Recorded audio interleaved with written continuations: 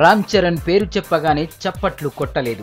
అదే దేవిశ్రీ ప్రసాద్ అనగానే చూడండి ఎలా చప్పట్లు కొట్టారు. ఎందుకంటే దేవిశ్రీ ప్రసాద్ స్వశక్తితో పైకి వచ్చాడు. నువ్వేంటి అనేదే ఇక్కడ ముఖ్యం. మీ తండ్రి ఎవరు అన్నది కాదు. ఫిలిం ఇండస్ట్రీలోని ఇద్దరు స్టార్స్ పై స్టార్ రైటర్ యండమూరి వీరేంద్రనాథ్ చేసిన వ్యాఖ్యలు కలకలం రేపుతున్నాయి. ఓ కాలేజ్ ఫంక్షన్ కు అటెండ్ అయిన ఆయన చిరంజీవితో ఉన్న అనుబంధాన్ని గుర్తు చేస్తూ స్టూడెంట్స్ లో ఆత్మస్థైర్యం నింపే ప్రయత్నం చేశారు.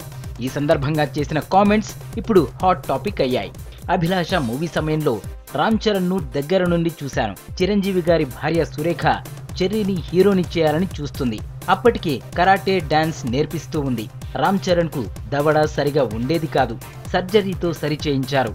అదే టైంలో ఇళయరాజా మ్యూజిక్ కంపోజ్ చేసిన అబ్బని తీయని దెబ్బ సాంగ్ విని ఆ రాగాన్ని ఇట్టే గుర్తుపట్టేశాడు ఓ కుర్రోడు. అతను ఎవరో కాదు, ఇప్పటి మ్యూజిక్ డైరెక్టర్ దేవిశ్రీ ప్రసాద్.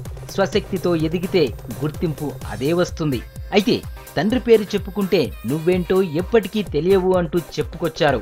అప్పటి వరకు బాగానే ఉన్న ఇండస్ట్రీ దగ్గరకు వచ్చేసరికి మాత్రం తెగ చర్చ జరుగుతోంది. రామ్ చరణ్ కంటే దేవిశ్రీ ప్రసాద్ తెలివైనవాడని యండమూరి లాంటి స్టార్ రైటర్ చెప్పటం అంటే బిగ్ ఇష్యూనే కదా.